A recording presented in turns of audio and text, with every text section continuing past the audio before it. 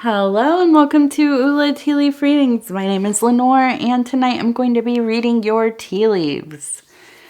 This is a horoscope for Cancer. If Cancer is your solar, lunar, ascendant slash rising sign, then this is a message for you. Okay, let's get started. But first I'm going to take a drink. All right, now let's get started.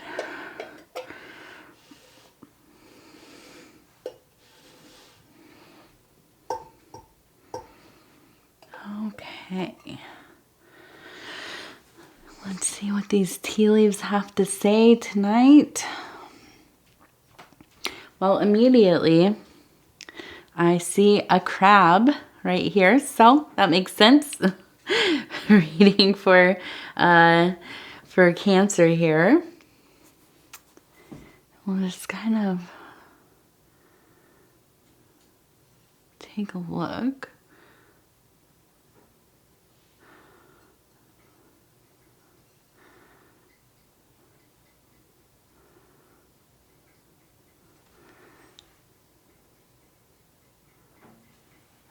Okay.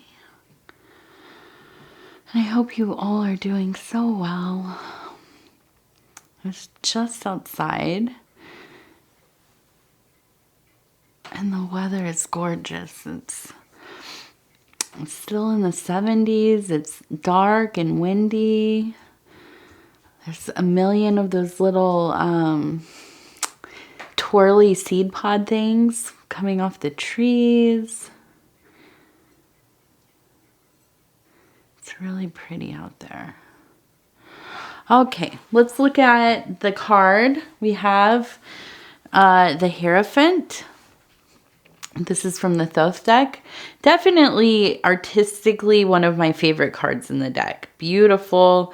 All of my favorite colors are here. And I really like that kind of Mesopotamian looking deity, maybe Akkadian. Gorgeous. The masks are beautiful and creepy looking. And of course, this kind of more Egyptian goddess we have. Beautiful, beautiful, beautiful. So, you know, this is a card, and I don't want to lean on this. I don't want to lose my formations. A card about learning, teaching, coming to beyond just understanding, but really having a well-rounded wisdom for the things that you are beloved to you, which puts you in a position of being really a wonderful teacher. Okay. When I see this card, it makes me think of getting into that place in life where you are kind of a shepherd of children, raising, you know, lay people, the profane, like helping guide them into places that maybe have remained hidden for them before. But really, there's a lot of service here, okay? Also, this is very much about mediating and kind of navigating problems or things that are kind of glitchy within our social systems, our family systems, and just kind of how we operate in life, okay? So, let's see, how does this relate to some of these?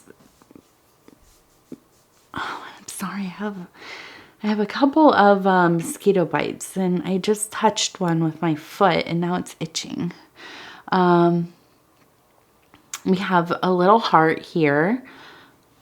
It's it's kind of dainty, but it's well formed. So I really think that there is a great underlying love that moves you. Okay, I don't think this is necessarily a romantic thing, but I think that this is I almost, with this formation here, this kind of reminds me of a more elderly person because they're kind of hunched forward a bit. They're also in this emotional place, psychic place, okay? And with that heart above them, immediately what comes to mind is the love of a grandmother, okay? And although the love of our parents, our mothers, our fathers, it's wonderful to have that, of course. But your parents expect a lot of you, hopefully, right? And they want to set you up in life, hopefully, so that you receive an education, so that you are a capable being, so that you are able to be independent enough to go out in the world to some degree and make a life for yourself. And these sometimes can be, you know, pretty high standards. It's not easy for everybody to do these things. And, you know, sometimes there's almost a sense that our parents want perfection from us. But, you know, that's another discussion for a different reading. The love of a grandmother is something that is very special, usually, because this is somebody who wants you to be successful in life, of course, but they also really care that you enjoy your life, that you love, that you find pleasure in things, that you experience, that maybe you travel. But most of all, they want you to be held and protected and doted over. And always that kind of stereotype of fed well, right? Making sure that you are happy, safe, and fed. And so the love of a grandmother is something that is just, it's different than any other kind of love. And also I should say that the love of a grandfather is equally as special, but in different ways, right? Or maybe the same, there's overlap, but what came to mind for me is this feeling of that grandmother type of love. And maybe you are in that place where you get to love your grandchildren this way. Maybe this is a love that you remember and was so important to you. It has stayed with you and it has really colored the lens that you kind of experience life through. Okay, and that's a wonderful thing. Now, I want to look at, we had the crab, right? Okay, right here. Now we have a person that seems to be, it looks like they're holding something and your little claws out there trying to grab it, okay? And I feel like it just feels like something is just a bit out of reach.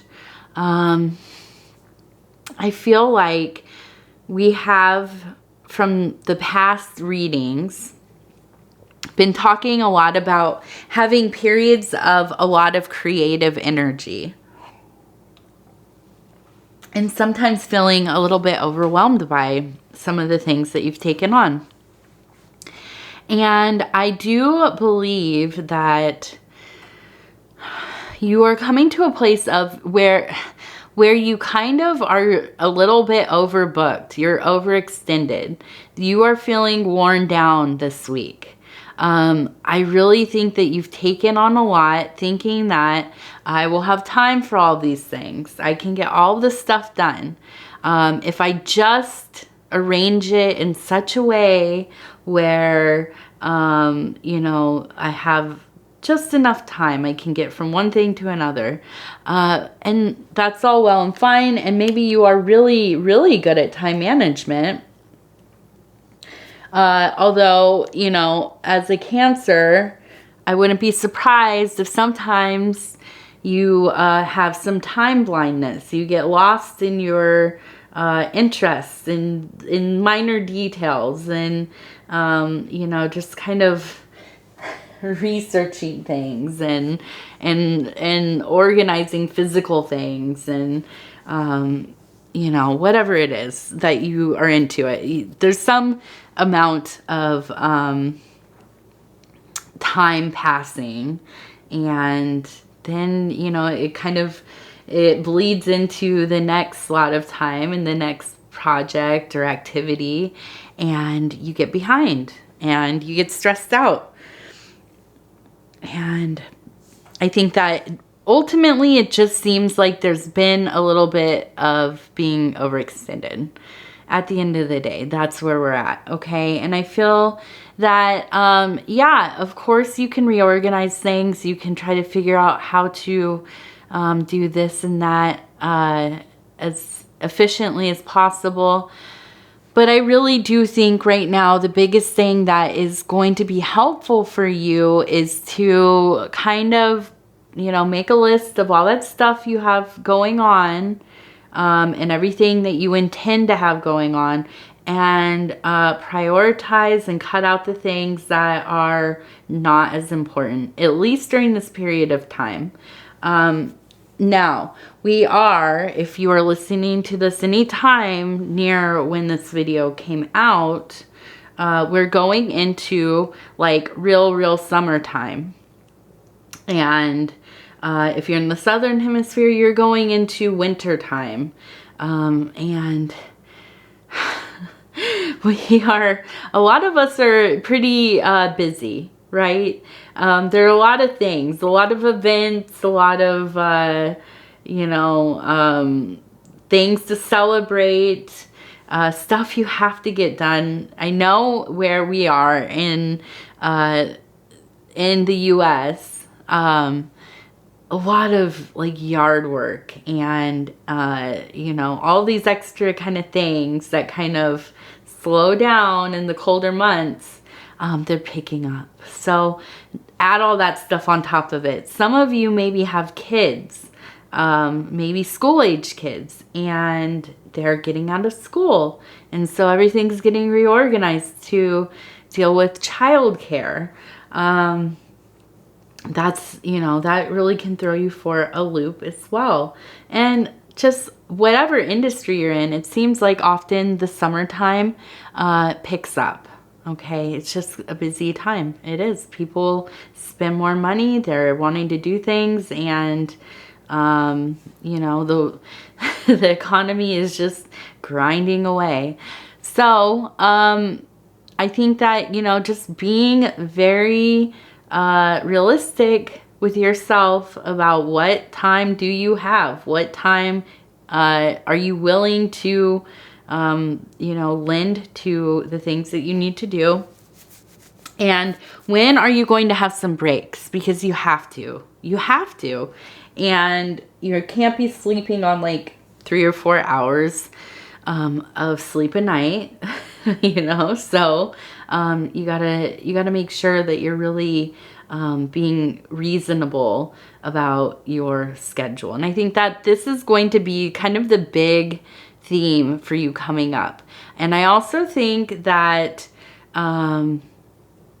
this has everything to do with how things are going within your domestic life, your relationships, because when you are strapped for time, you're stressed out, you're tired, grumpy probably here and there, you know, dragging along, and you know, just ultimately not having time for yourself, not having time for, you know, the special people in your life. It can really kind of wear down how you're feeling, wear on your soul, wear on your emotional wellness. And on top of all of this, if it's not enough, you know, you have to also remember to be like doing intentional movement, getting outside where you can, breathing fresh air, you know, just It's so much, right? I feel stressed out thinking about it for you. So let's see, what else do we have here? Let's let's turn a little bit. So I feel like, and as we turn this cup and we see the crab turns into a person sitting in a chair holding some kind of, it looks like a water vessel. We still have this water bearer over here, or whatever they have.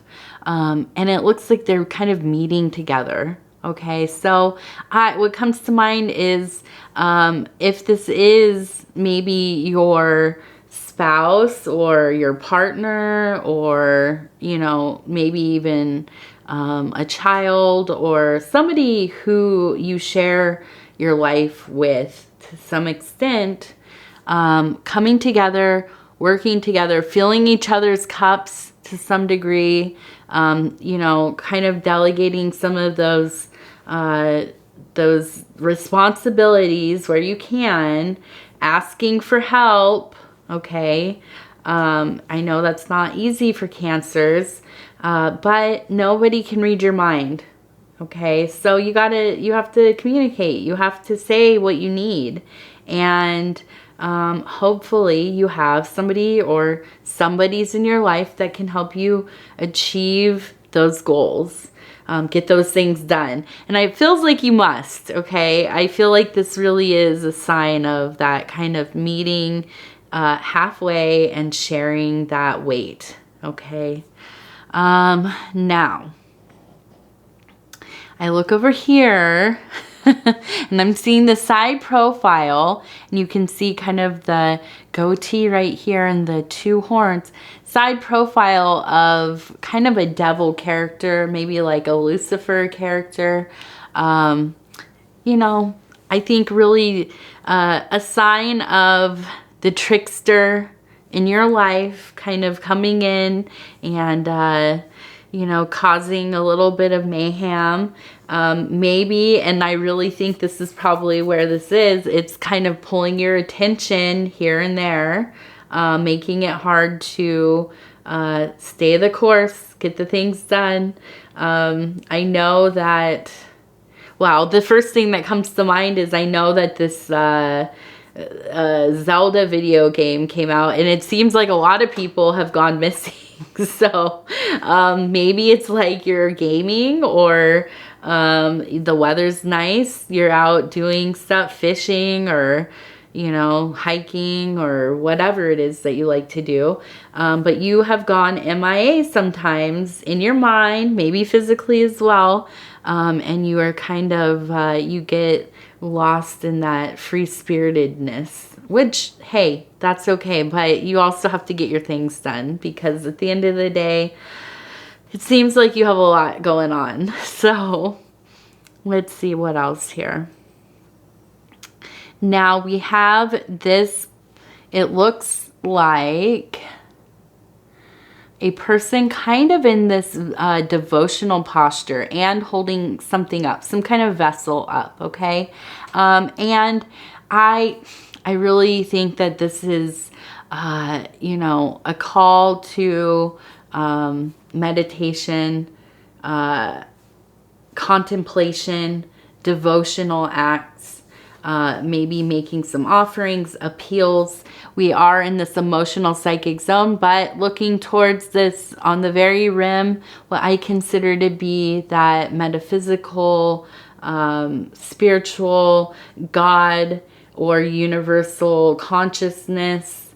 And I think that, you know, it's easy to get very busy, involved in mundane things, get into also creative projects, work, trying to do things for yourself, for your family. I mean, every moment, busy, busy, busy. And our spiritual practices, our self-work, all of those things that, you know, are so important and really can be met when there's not so much going on, they do fall to the wayside. I mean, during these times, don't they? So I really feel like this is, you know, just kind of punctuating the whole thing, saying you have to make time. Just like you have to get out there and, you know, maybe take a walk every couple days, or, you know, go sit in the sun, or, you know, go swimming, whatever it is, moving your body. Maybe doing something like breath work, meditation, even just having a moment in the morning every day where you do some affirmations. You have a quiet moment of contemplation while you're drinking your morning tea or coffee, whatever it is, something grounding, or something more involved, keeping an altar, making, you know, offerings, whatever suits you, okay? That's going to be important, because those things have to be tended to. We could spend our whole life finding reasons to do it tomorrow, you know, and then it's like weeks, months, years go by, and it feels like, oh, that was something I used to do. Well, let's not let that happen, okay? You have to make time somewhere, figure it out, right? Oops. And let's see. Where are we here? I'm just knocking this thing around. We have a couple of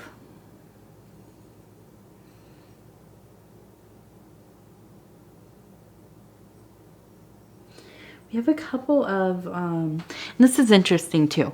And now I've turned this around. This one was kind of that devil head before. Now it looks like an empty chair, which really goes along with that crab that looked like a chair here with the person seated in it. So now it seems like almost getting out of that chair, right? And moving forth. And we see this beautiful formation where it was the kind of the grandmother formation on the other side. Now it looks like a robed or shrouded being, and it almost looks like they're holding some kind of sword, right? And I think of like the you know, the flaming sword of the ninth angel. And this is very much a tool of enlightenment, a tool of sharp revelation, okay? And so I do believe that when we get out of our seated kind of armchair posture position, get on our feet and keep it moving, that is when we kind of cut through a lot of that illusionary stuff. We have to stay devoted to our path, to our calling, or our, you know, our will, okay?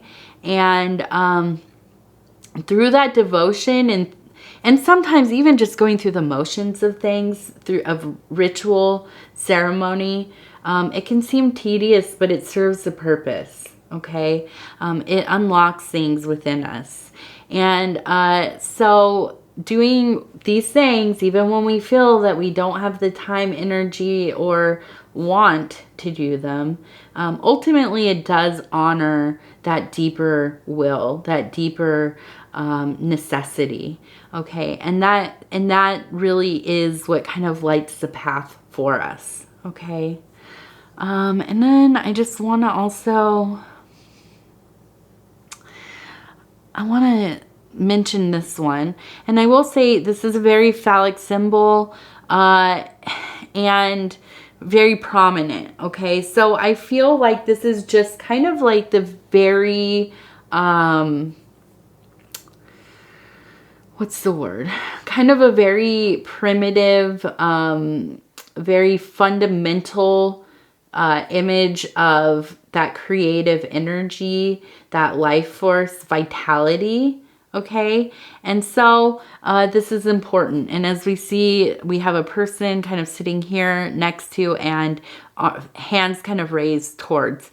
So I do believe that this is really about honoring self, honoring that deeper need for taking care of our physical form, the health, sleeping well, hydrating, moving the body, you know, giving self time, feeding the psyche with knowledge, with, as we talked about up here, whatever kind of spiritual work, interior work, and really just trying to limit the stress that's happening in your life. And I know it's easier just to say that, harder to implement.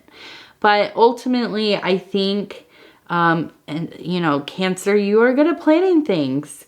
You're good at problem solving. So kind of going through your schedule, your time, where you're kind of bleeding a little bit of time and energy, you know, going through it with like a fine tooth comb, figuring out where you can make some adjustments, where you can cut things out. I think that's really going to be ultimately the big helper here. And I really believe that in the next few weeks, we're going to kind of cycle out of this drained energy that's happening. Okay, let's see. And I'm just looking, we have a very sleepy face here. Okay, so a feeling of just the rest. I hope that in this next week, whenever you watch this, whenever you view this video, it becomes activated for you. So a week from you, or a week within the time that you have watched this, I hope that you are spending at least a couple extra hours sleeping, taking a nap, you know, sitting, reading a book, whatever, doing something to kind of reestablish some of those deeper energies, okay? All right, I'm going to thank you and tell you that I'm always so honored to be able to bring these messages to you. I appreciate the time that you spend with me. If you would be so kind as to like the video, it helps me, helps us, helps the channel get into the algorithm. And we are growing this channel one person at a time, and I am so proud of the work that's happening here and also the community that is emerging. If you have not subscribed, please think about doing so. You can hit that little bell and it will notify you when the next videos come out. We're on a schedule where I am reading every sign once a week. In the time between now and 7 days from now, when the next Cancer comes out, you can watch your other positions. You can also do some cross-watching. I did not know what that was until recently, but that is when you watch readings for other people in your life, your children, your spouse, your loved ones, whatever. That is, you know, of course, it can be fun to see what's going on for other people. Other than that, if you want to leave a comment, I read every single one of them. I appreciate every single one of them. Your love and care and also the vulnerability and sharing that some of you do. It really keeps me wanting to do these readings. It really is affirming to me, and I just have the greatest love and respect for all of you. So I thank you, and we will talk again very soon.